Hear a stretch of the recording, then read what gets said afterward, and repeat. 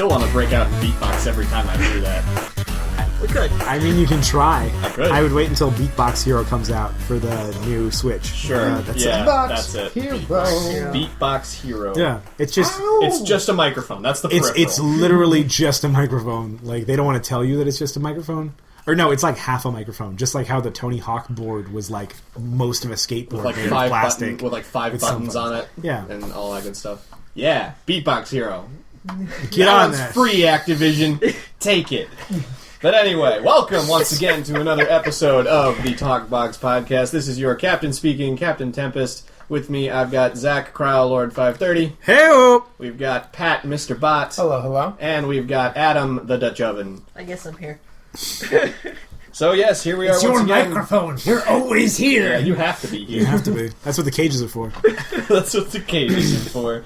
So we got a couple things to talk about today, mostly just stuff and, like, you know, cool things that we've kind of learned about. Mostly just stuff and things. Yeah, and stuff. that's pretty much what it is. We just ramble on about stuff that we think is cool that's happened, like, within recent days and whatnot. So, And then we're bad at recording these. And we're bad at recording these, so it comes at weird times and Yeah. it shows up at weird times. but we hope that, you know, people find it entertaining. 11 Yeah, o'clock That's at the night. goal. So, the first thing we got on our list here is we're talking about the Switch and Legend of Zelda Breath of the Wild. It came out, like, the Switch dropped yesterday, and so far the response has been kind of about as mixed as we were on the actual Switch episode, which you can go listen to on YouTube and iTunes if you want. previous Do one. it now. We're Listen not to going it to go. 8 We're not going to go times. too in depth because we did talk about it a lot on that episode. But we did have some mixed feelings on it, and I feel like that kind of is about the same on release. I will say, the one thing that I've heard the most about the Switch is that the cartridges taste terrible. And that has not... And, like, literally... I saw an article that was like, the Switch cartridges taste terrible. Here's why I tried it. And then, like, right afterwards was like, update. Nintendo says don't eat the cartridges. And then after that was like 10 other articles or people saying like, I've tasted the Switch cartridge. And I'm like, why are you putting that in your mouth? Because they told us not to. It's electronics. Okay, first off, it's electronics. Second off, bravo to Nintendo for coating their tiny electronics that are easily edible by children with a material that is, like, non-edible. Like, it's non-toxic, but it's also, like, tastes super gross, so you don't eat it. Yeah. I've seen companies do things like my mouse here is a Razer product, and they have a habit of coating their wires in a certain oil so that, like, your cat won't just, like, randomly chew, That's nice. chew Or on like your wire. mice won't chop Yeah, through it. they just won't destroy your potentially like $200 mouse or something like that, just because some rodent walked by and it's like, nom nom nom, Right. it's gone now. Yep. And I can really appreciate that, but like, we can take that philosophy and say they just apply the same idea to their cartridges, but if they are announcing this, they're saying like, hey, we're telling you not to do a thing. Wink, wink, do the thing. So It's just You think it's so- reverse psychology? I mean, in a Yeah. sense, Right. it's saying Getting don't it out push the there. big red button. Yeah. It's people. Somebody out there is going to push it just because they said not to. That's very true. If they're announcing it, people are going to put it in. If they're announcing, say, "Hey, don't put the thing in your mouth."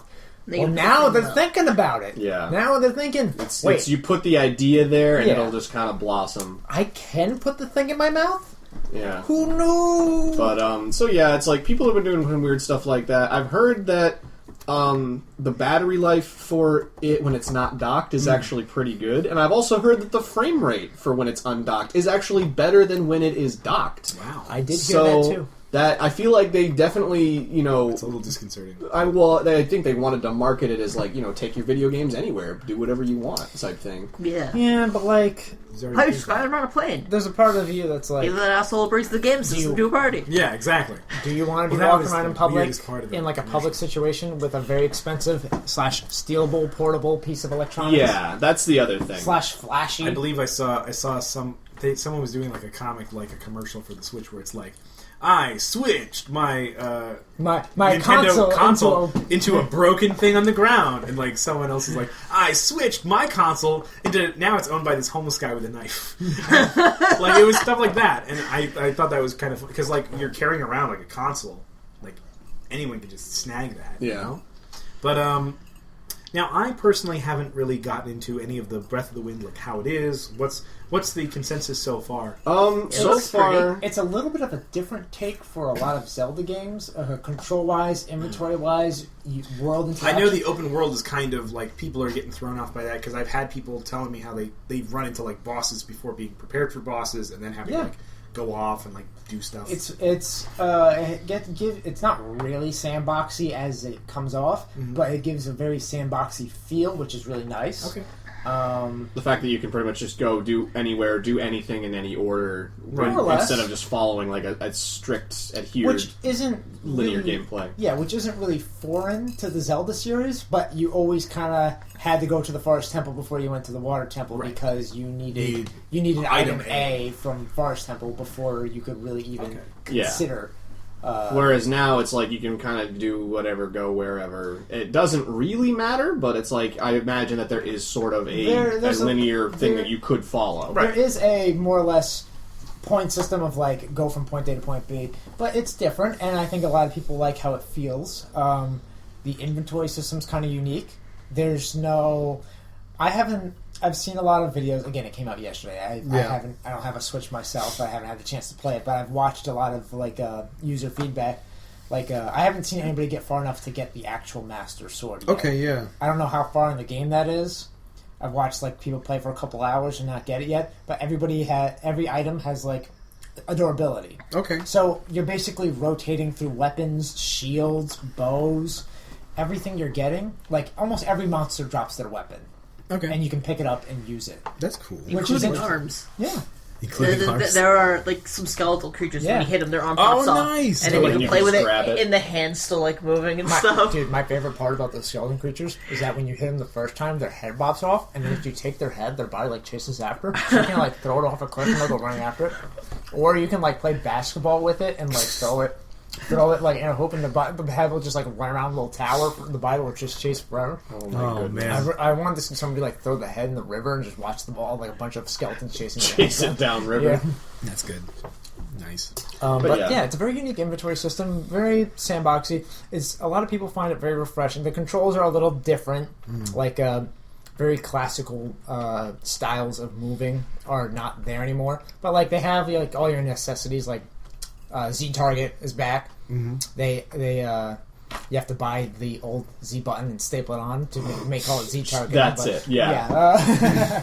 I'm kidding. But I mean, I have a bunch of N64 controllers if you want to just like like cut it in half and then solder it into the Switch. Oh Lord. I didn't actually do any electronics. It's just that Everyone else is like, how did you get your Twitch to work as a zapper? Oh, well, I just soldered a Z button from the N64. Like that whole middle section, I just stuck it in, and I actually have a nice joystick now, which is great.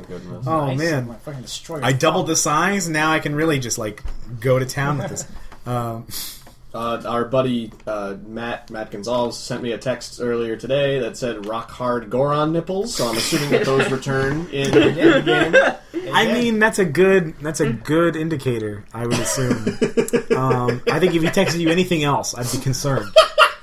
Honestly. Yeah, really. Jeez. So, but yeah, no, I feel like for us specifically, it's a little too far in advance to really develop an opinion on it. But from what I've heard, it's like people think it's good. It's gotten a lot of very good opening reviews. If you're looking past all the traditional Zelda tropes, I think the hype is huge. I like, was impressed by. There were so many magazines that were giving it 5 stars, 10 out of 10, perfect. Well, game. even just regular people. Like I remember talking to regular people and like people who weren't even Zelda fans, and they're just like, "Yeah, normally I wouldn't just go and buy a Switch, but like, there's a new Zelda game that I need to play. On that everyone note, else needs to play that." It's pretty heavily considering that game is single-handedly supporting the sales. Yeah, for the Switch. Well, because does it have anything else? It's like really like a couple small things. Really, I saw gameplay for 1-2 Switch, and that's a little weird. But like that comes with the Switch, right? I think it's separate. Oh, is it? Yeah. I don't think the Switch actually gets bundled with anything, if I remember think there's correctly. one little tiny thing. But, I do you know have from to a get friend of 1-2 mine that Switch. the special edition of Breath of the Wild is a bigger box than the Switch box when you buy the console. Yeah. Wow. Yeah. The Breath of the Wild special edition is like, for those of you at home, like 1.25 feet. And then the Switch box is like maybe a little less than 7 inches. Yeah, like 7 Damn. inches tall. So it's like height-wise, it's like weird. It's very off. It Well, throws because you the off Switch is a little bit. small thing. Like, it's Yeah. not like a huge like console. And I do like this. I do like the idea of having like not like a huge bulky console. Like Yeah, I can I definitely can dig appreciate that. Like I may not dig the portability as much, but like smaller consoles are usually like something that I can get behind. But you don't want to play Skyrim in the toilet? I don't. Well, no. Number one, I'm not a Skyrim. Like, okay, give me Oblivion first. Like, I'll play Oblivion. I'll play that on the toilet. Yeah, maybe not Skyrim because Skyrim isn't exactly my cup of tea. But that's because I'm not really into grayscale, or at least that kind of grayscale. Understandable. Personal opinion Yeah. about Skyrim. Yep. But well, like I like having my like games with a TV, but I also like space management, especially when it comes to like Yes. consoles. Like right now, I feel so bad because I have my PS3 on top of my 360 in my basement, and I like play both of those, and I'll just switch out the cables. But I always worry about my little old, like the 360 is my older console, and I don't want it to like my geriatric old man console to like break its lumbago because I have like a Yeah, the other one PS3 on sitting top on of it. top of Yeah, it. yeah. Like that's probably Yeah. not the best place, but like the PS3 is curved, so I can't like put the top. Like I can't. Yeah. You can't reverse the order. Yeah. Yeah. Well, that's So I'm part always worried about all space, The you know? Microsoft consoles that they're also partially designed to be on their side. So if you have the right setup, it could save space, like next to the Wii. I just don't want to mess them up. So like smaller fair. consoles are nice just because like Nint- it's you can stick it wherever. Last three Nintendo, the Wii, the Wii U, and then the Switch have been really good on space. They have been pretty small, actually. They Yeah, have, that's yeah, correct. which is nice. I get like that a lot of times it's portability Well- is an issue, and also like I'm gonna throw an asterisk at that because, like, with the way the Wii and the Wii U went, Yeah. the accessories tend to be very cumbersome. More That's so, true. More Yeah. so than other consoles. Yeah. Even just like generic controllers, like usually you have like the nunchuck style thing on top of the default controller, and usually everyone has like a grip on them, making them kind of clunky. I've always kind of felt like, I'm sure there's people that do it much better, but I've always kind of felt like they're clunky. The Nintendo family stuff, and I'm interested to see what they do with the Switch because it's also motion controls. They also expect to do other interesting things that I'm interested to see if they're going to take a different approach this time. Yeah. Nintendo's always been very innovative. yeah, I heard Right. the vibrate function for the Switch? The Switch controls are really good because Okay. I was watching a video of someone playing 1-2 Switch, Mhm. and there's a game where you have to shake a soda bottle and pass it around, and they had it so like if it's like fizzing, you can feel it. oh, that's super cool. Like Little things like that. say what you will, Nintendo's really good at fun, and I've always said that it's a game company, so they know how to make games, and like it really shows sometimes when you look at some of their products and some of their ideas. Like I was like the fact that Splatoon exists is like perfect. Like idea, like it's just like, hey, let's make a team shooter about painting, and it's like that wouldn't work for any other company. And it's just like, hey, it's Nintendo. All right, good, done, ship it. Yep. Make a million Works copies. out. Million All right, so moving on from Switch and Breath of the Wild, like we'll probably talk some more about it on either It's a big thing. another outlet like a Boxcars or something like that. Well, I mean, I'm sure Once we get around to playing it, of course. I know I'm going to PAX East this Yep. next weekend, and so I'm sure it'll be there. I'm sure Oh, they'll of have course. some games that they're going to demo there.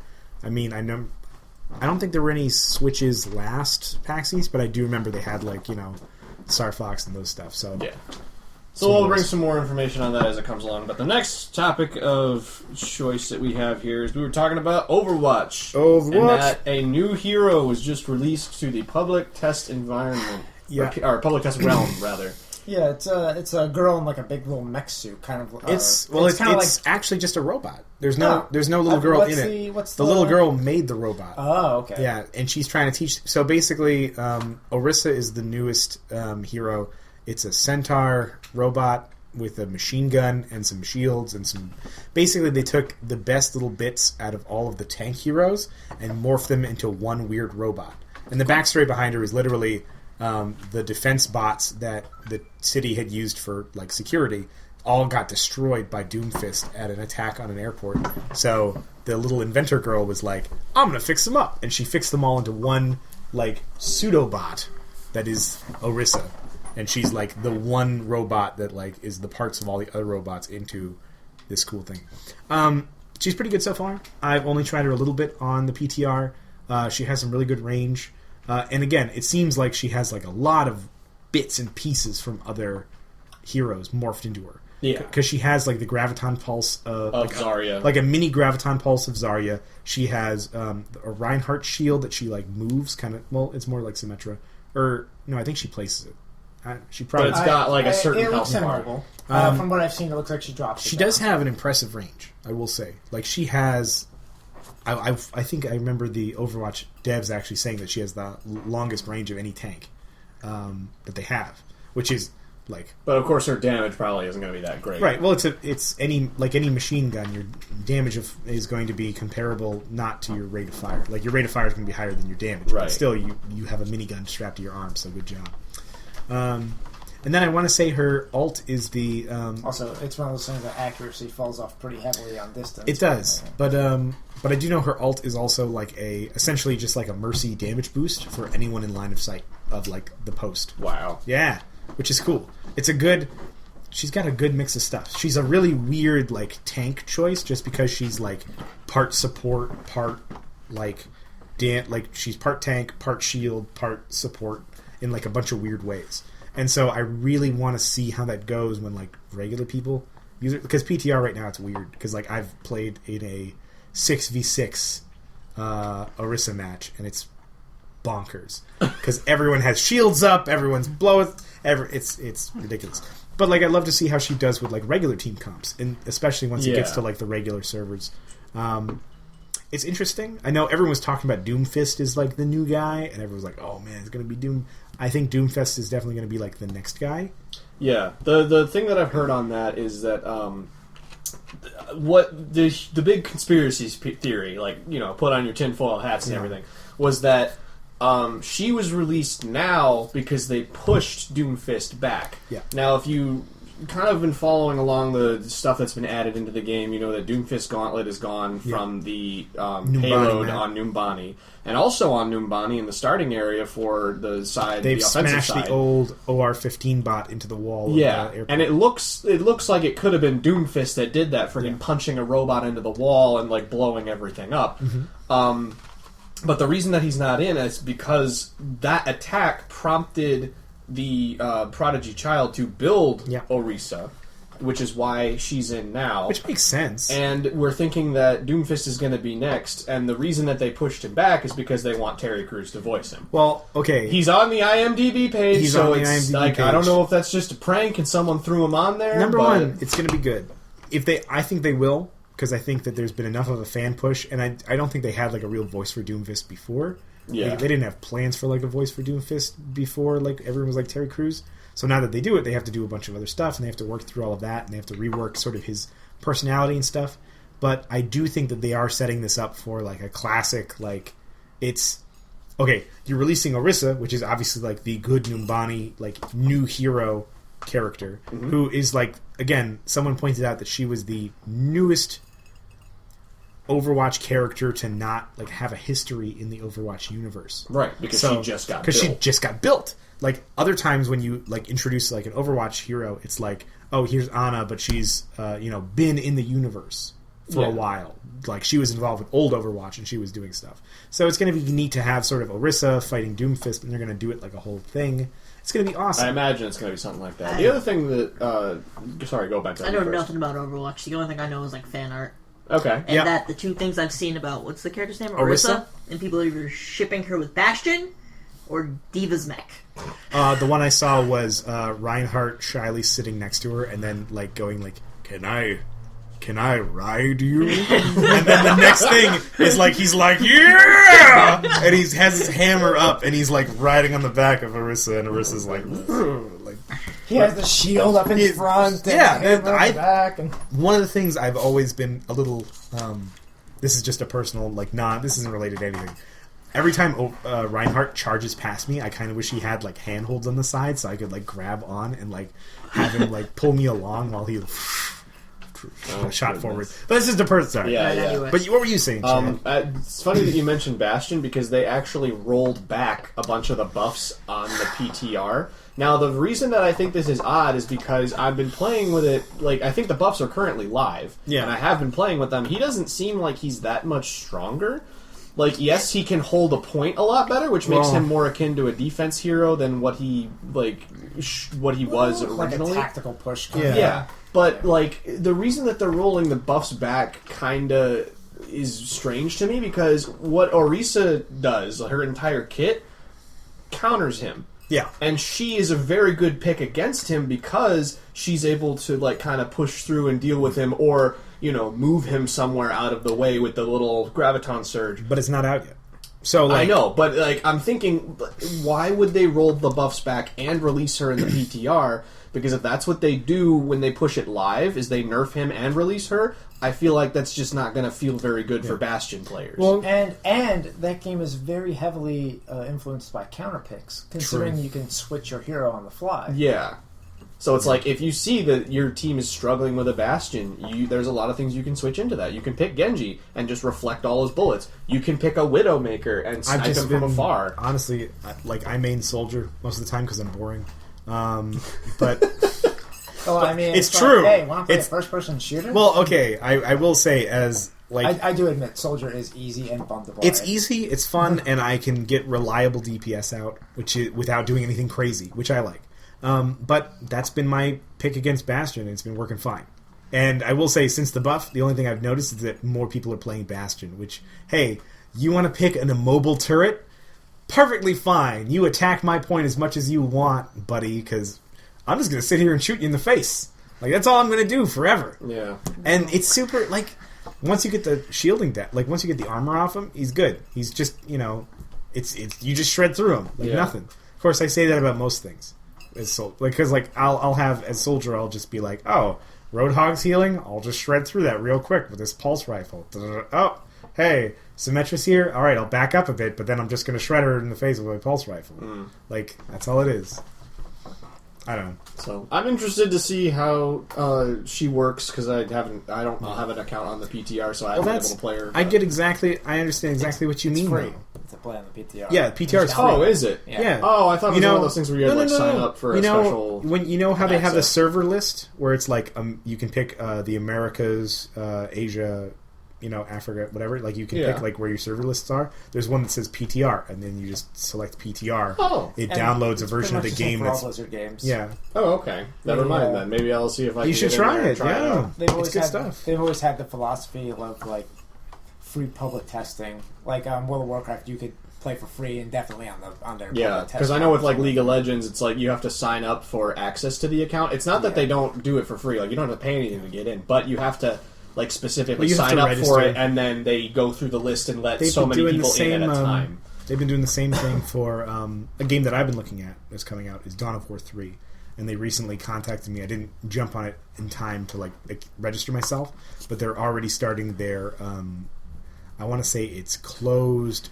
beta testing for their multiplayer. Okay. Because they want to try to get how that's going to work out, which is neat because again they're going back to RTS like land when it comes to sort of some of their stuff. So we'll see how that goes. All right. So that's Overwatch and Orisa. Looking forward to when she finally hits the live servers to see what kind of crazy things people do and it's going to get weird. Whatnot. It's going to get weird quick. Should be good. I'm looking forward to it. All right, so the next thing we got on our list here is we have Magic the Gathering Modern Masters 2017. Yeah, this is kind of an interesting one. This set is so top loaded with value. Like, I've said it before. The top 5 cards on Mythic Spoiler. Would you call it a circus of value?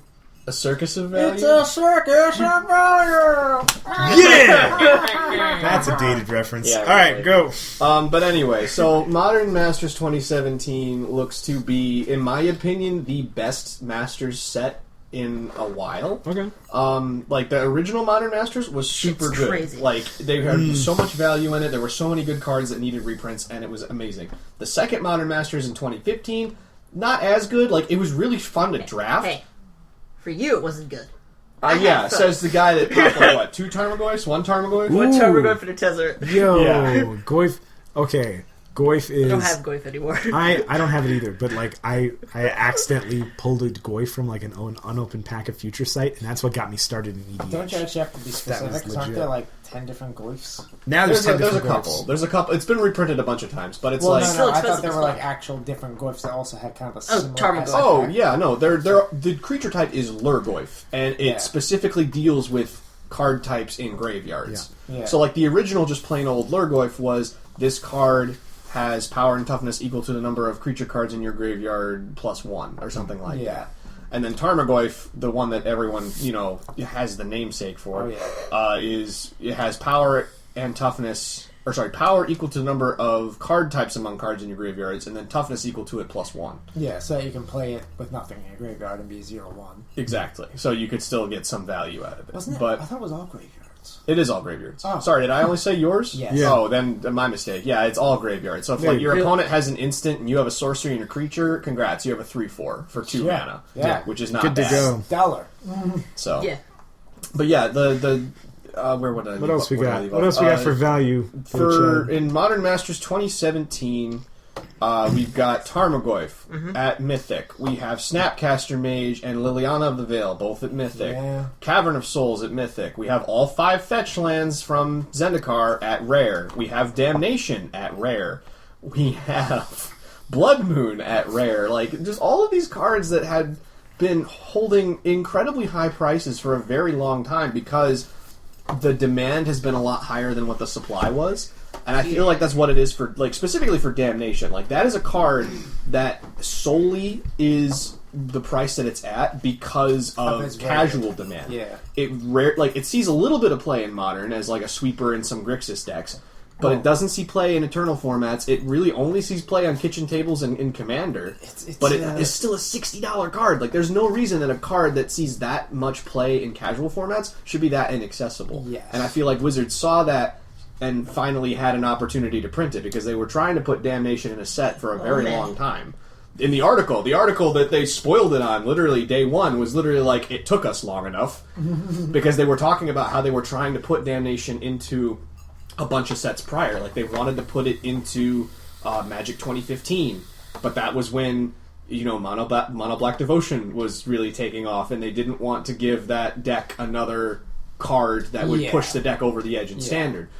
They wanted to put it in Magic Origins, but they ended up opting for Languish instead because they wanted to build around, okay, maybe we can build a sweeper that only affects things with 4 toughness because that seems to be a common thing.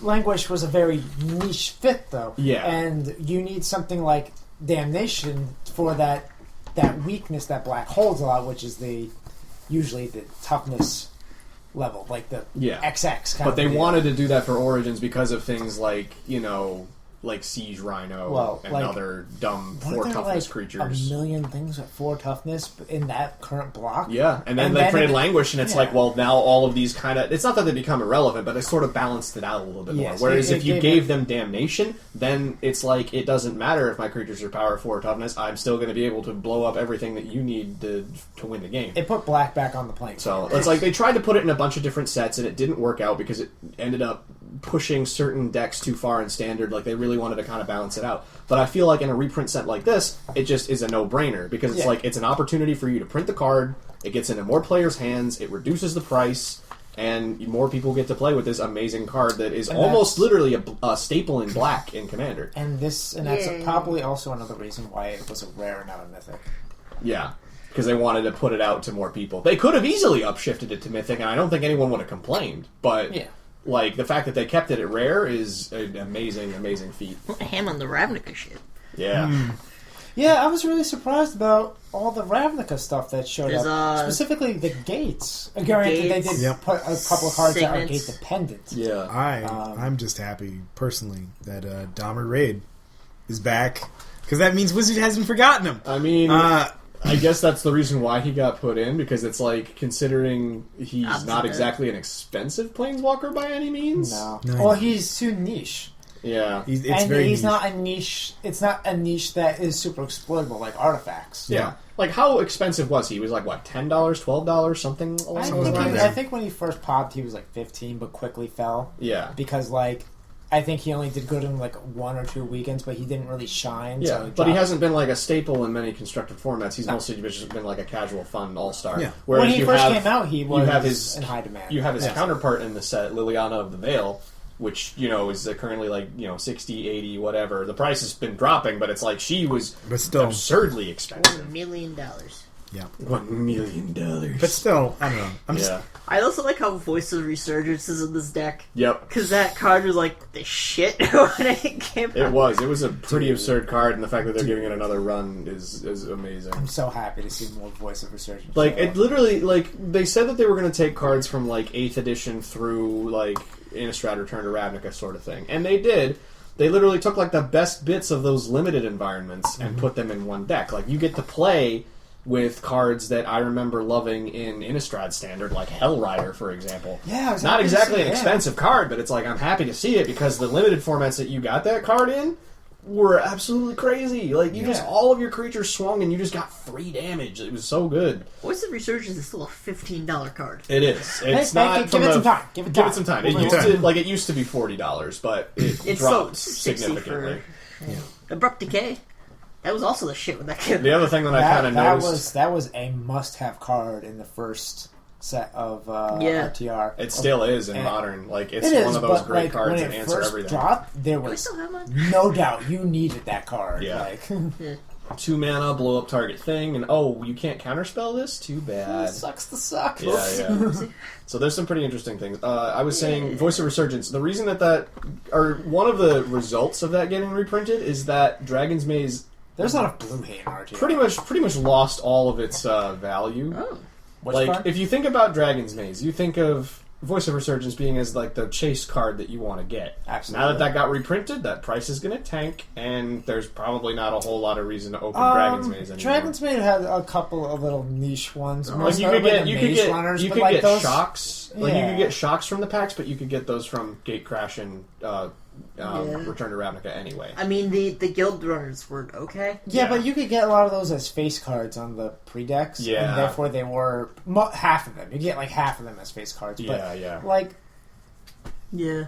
That means half of them are essentially handouts. A lot of the cards that you would open from a Dragon's Maze pack are not going to yield you a lot of money anymore. Wayfaring Temple dropped down to an uncommon. Oh man, the rarity ships too. There were some pretty sweet ones. My Wayfaring Temple.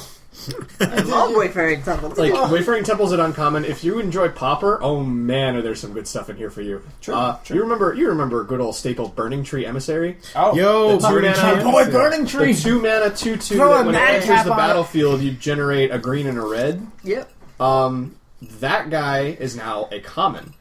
Yeah, it's a 2 mana 2/2 that generates 2 mana. Too? I saw Madcap in that list. Oh, it might. I think Madcap was originally a common. Was it? I believe that because that was my aggro scene back then. Burning Tree into Madcap and start swinging for the Ventus. Yes. My brother would do that. And Blood Rush anything on the next turn. Oh yeah, there was Burning Tree to another stuff. Burning Tree to something else. That's the joke. Burning Tree. You open your starting hand has two mana, 4 Burning Trees, and some other card you don't really give a shit about because you have 4 Burning Trees on turn 2. Yep. Hopefully the other cards are 2-drop. But it's there are a lot of other cards that got downshifted to common. For example, my favorite one is Mortician Beetle.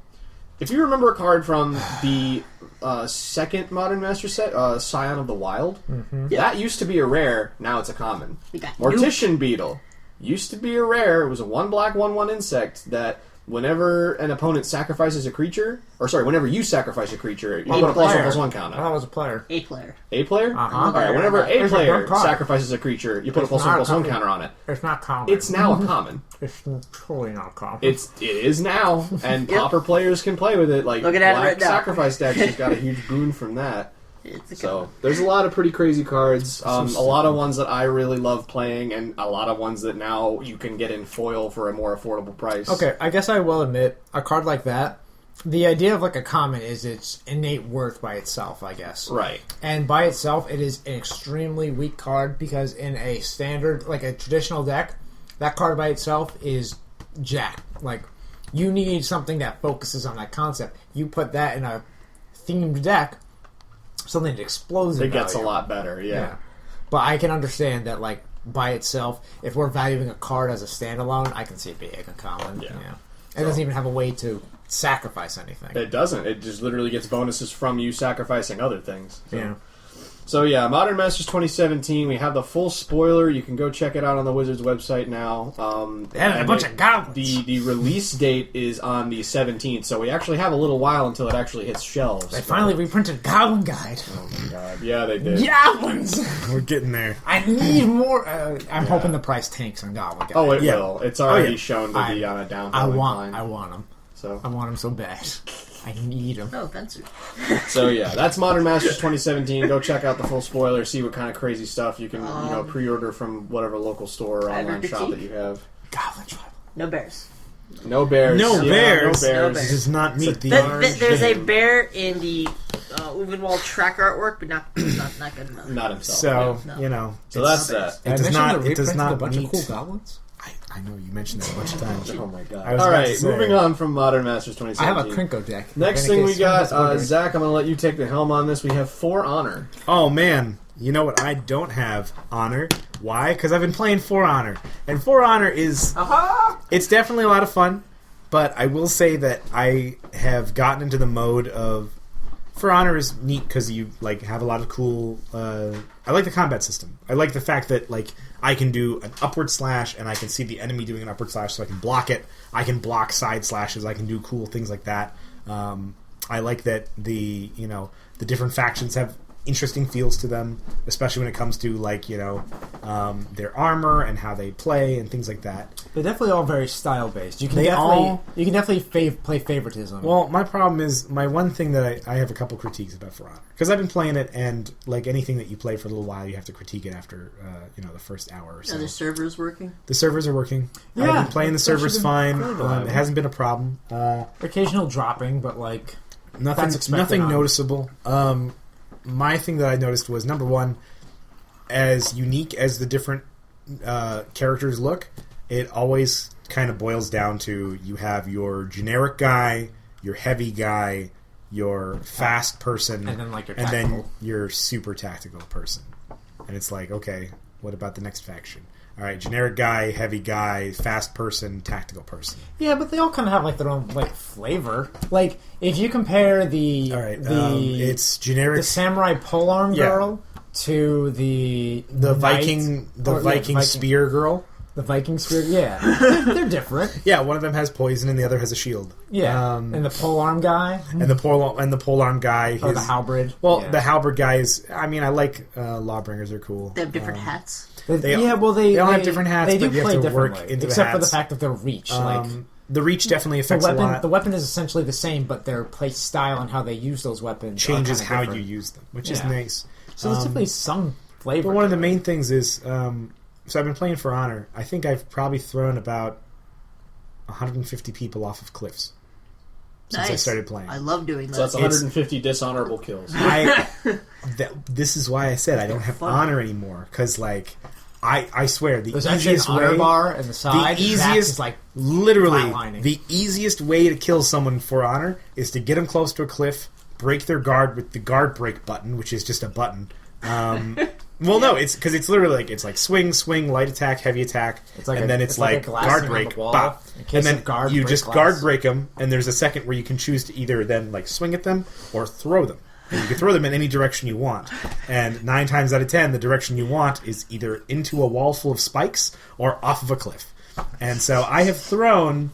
There are piles of corpses at the bottom of these cliffs. I don't know where they are, but like there's just huge piles of them probably. Because I've just been throwing guys off cliffs.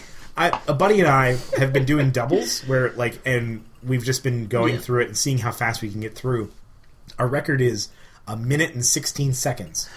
In a 2v2, because we both just like get as close to a pit as we can, throw our respective partners into the pits, and then taunt for the rest of the like until we get to the next thing, and then they're like, "All right, we're not going to stay next to the pit this time." Oh, that's too bad because I'm still going to throw you into a pit. Oh man, I'm taunting again! Hey, look at this body! We got a hole. All right, minute 16. It's climbing like those ranks. it's and that's what dishonorable kills. at a and that's time. what it is, because we're at this point we're just trying to prestige, because you prestige at level 21. You get boxes that you can open for loot, but like you don't want to even open them or even bother opening them until you fully maxed out a prestige. because their loot changes based on what level you are. And also it kind of sucks because it's like So when you're doing doubles or duels, your items don't the stats of your items don't matter. But when you're doing Dominion, which is like the 4v4 plus soldiers and capture point mode, or Skirmish, which is like 4v4, but also there's no capture points and there's just soldiers running around randomly. It's kind of like, oh man, your stats matter. So you'll get every once in a while a higher level guy will show up, and has all of his gear that's been maxed to getting revenge, which is essentially if you block enough, you eventually build up a second health bar. Basically it's like a health bar and super strong. You knock people back with your revenge stuff. It's a way to counter double teaming. Yeah, people double teaming you. So if you go super defensive for a brief moment, you get a bonus to try and even the odds against a 2v1. Okay, I think it's a good mechanic for balancing so that people just don't run around in murder squads. Normally, I would agree. But these guys have essentially used their items to get such low revenge cooldowns. Well, it's they've gotten their stuff down to such low cooldowns from higher level gear that 3 blocks in they can revenge, and then just wreck you because it's wow, this is their damage is up, their defense is up, and their health is up. In their defense, you can see their revenge building, and you can actually get away from the blast that they throw people away. Or option B, I can throw them off a cliff because it's easier than fighting them normal. And it's one of those things. I will say I've played some of the story. I'm not super It's a really weird story, and I'm not super vibing with it. I like the idea that they're all there's the 3 factions fighting each other, but it almost seems kind of weird how they're just as the knights, it's hey, there's Vikings over there, let's punch them in the mouth, and then after then you switch to the Viking faction, it's man, we've been punched in the mouth so many times. God, we really need to build up by punching someone else in the mouth. Who haven't we punched in the mouth yet? The samurai! And they go over to the samurai lance and punch the samurai in the mouth. Geographically, that makes sense. And the samurai are sitting around and whoa! Someone just punched us in the mouth really hard. God, who should we... We should get back at the original villain in this story, the knights, by punching them in the mouth. Geographically, and it's perfect sense. Well, no, because you have to remember that it's not... This world is really weird. And I will tell you, because it's essentially it's some cataclysm happens. Pick up Japan. Yeah. Put it over here. No, it's literally, some cataclysm happened where they ripped up, the Viking homeland, dropped it next to the Japanese homeland, and then took a bunch of knights and just dropped their kingdom in some event happened. I'm okay with stuck all these warriors here. Just acknowledging it as a fictional world. You want the confusing bit? The next set of guys we're going to get, one of them's a Roman centurion. So, a Roman legionnaire has already been, his outline has been sort of confirmed for, the next set of heroes. So we don't know what's coming. Okay. Which is kind of terrific. Nice. All right. But it's I don't know. It's one of those things. All right. For honor, honorable or not? For honor. It's... For dishonor. For well, okay, I'm a dishonorable rogue. I'm a Ronin who don't need no honor. But that's because I throw guys off cliffs. And nothing wrong with that. It's enjoyable in the cliff throwing aspect, and it's enjoyable to do team fights. It's just tough to sometimes you got to wade through it to get to good moments. All right. I will say it does seem like a slog sometimes. All right, moving on. I mean, that's how I have no way to segue that into the next one other than the fact that this is another thing that you're probably going to talk about. Hey-o. So here we go. The next topic we've got is Mass Effect Andromeda. Mass Effect Andromeda is going to be dope. More fuckable aliens. Ah, god damn it! You had to get it in there somewhere. Just like Shepard. So good. That's the title. So Mass Effect Andromeda is that should be a title of an achievement, Shepard's Legacy, and it's fuck all the aliens. Oh my god! So Andromeda's coming out. It's gonna be good. It's gonna be so good. Yay. I'm so looking forward to it. They've added all the stuff that I've wanted: melee, exploration, melee, and new aliens, which is cool. Is the vehicle back? The vehicle's back. The Mako is back. And it's not. I thought it was called something else. Oh, I think they. Yeah, that's right. It's a different version of the Mako. It's Mako 2.0. It looks like it's the basically the Mako, and you can customize the Mako. The one thing I'm a little nervous of is the fact that they added crafting, which I'm not a crafting guy. Crafting isn't my deal. Like, if I'm you okay can, with it as long as it's not like essential. yeah, to the like game. if it's just like, hey, you want to like make an upgrade for your thing, because Well, I'll just ignore it. I think a good essentially. example is like in Dragon Age, where you could craft cool armor, but you could go through the whole game just fine and dandy without ever acknowledging Right, that. exactly. Yeah. So it's one of those. Just grab stuff from. But like, it looks really bosses. good. I'm excited for it, and like I mentioned, I'm going to PAX. BioWare's going to be there at PAX. I'm hoping that there's some Mass Effect stuff at PAX. I mean, it should be, because it's coming out like, what, a week after? It's coming out the 21st, which is an issue for me because my girlfriend's birthday is on the 22nd, and I think it's very inconsiderate for her to have a birthday right after Mass Effect is coming out. I know. It's And very disrespectful. also, And you're lucky she doesn't listen to this. I mean, I already made that joke. To her. I told her that last night when I now looked it it's up. also She was not amused. it's coming out on the PC too, right? Like straight off from launch. It's going multi-platform. Yeah. Yeah, that's cool. Because I remember before it was like you had to wait on the PC for multiplayer. It was a Or, Xbox Mass Effect. exclusive for a while, and then it eventually branched off. Nice. I'm excited to see how they go with it, because I know it's definitely in the future of the Mass Effect universe. No, it's in between 2 and 3.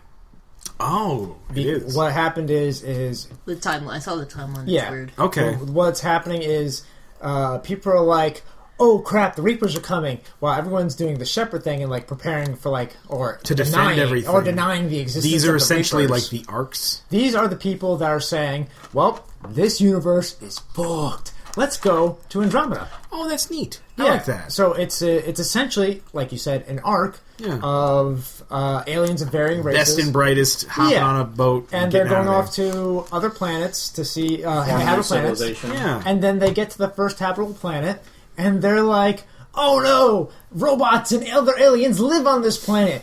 Darn, guess we're gonna have to murder them so we can have our own planet." Okay, that's kind of how the intro. I mean, okay, that's how it always is, though. It's always like, oh no, an ancient, unawakened evil that we accidentally woke up by putting our dicks in their terminals. Okay.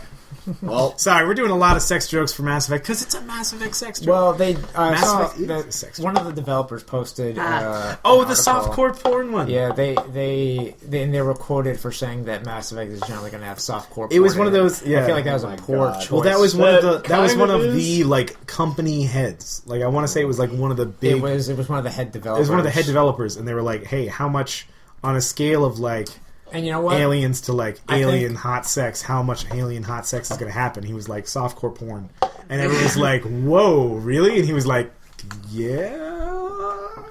wow. So we're gonna see how it goes. Well, it's one of those no publicity is bad publicity, right? Yeah. It's Especially for you're Andromeda. drawing eyes and ears, and I think we've kind of gotten past a certain line after Well, the first Mass Effect. This like, is big definitely scare. Oh, of, like well, like compared to the first Mass Effect, this is nada. This is nothing. Because I remember the scare for the first Mass Effect, because I was interested in Mass Effect at the time. Like, I didn't buy it at launch, but like I was like, this sounds like a cool sci-fi game. And like on the news, it's like, this game is a rape simulator. And I was like, wow, that sounds like nothing like Mass Effect. And like I remember there was a whole thing where they had people who were like, oh, must be really disappointing to the people who bought it thinking it was a rape simulator. Yeah. God, when's the rape coming in? No, there's no. Well, because like remember, there were preachers and there were psychologists and there were people who were coming onto Fox News and like talking about how Mass Effect was going to be like detrimental to the development of the youth. And what was And really this was also during a time where people were like, video games are like corrupting our youth. Kind of Yeah. thing, so. but it was my number one red flag for that though was as a kid just definitely like these are people with jobs who are like way too old to be interested in playing video games. They've never even played Mass Effect, and I knew deep down I'm like, okay, how much Mass Effect have you played? Because like that would really, you know. As young Lasala walks onto a Fox News stage. So tell me, Bishop, how... What do you do? Yeah. Oh my god. All right. Were you on Novaria? Yeah? No, you weren't? Yeah, I saved the Rachni Queen. What did you do? Huh? Anyways, Well, sorry. All right. Alright, so Wrap moving this- on from that, hopefully Mass this Effect fucker up. Andromeda has a stronger finish than the previous installment. Anyway, It's It's gonna be. I mean, I was fine with it. Shut up, Chad. I was happy with the ending. It's the journey, not the ending. I know. But anyway, so moving on to the next real thing, we've got two short things. We have one little tiny thing we're going to say, and then we're going to move on to cool stuff that we've done.